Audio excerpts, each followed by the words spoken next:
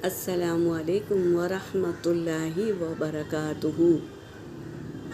आज हम रोज़े के अहकाम व मसाइल जानेंगे।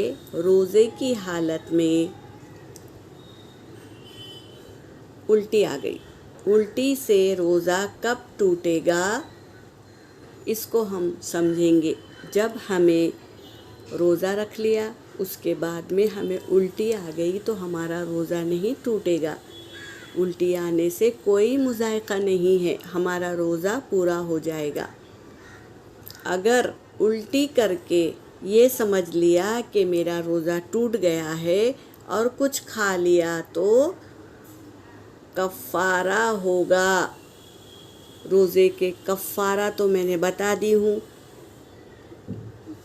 उसको याद रखिए और कफ़ारा ज़रूर दे।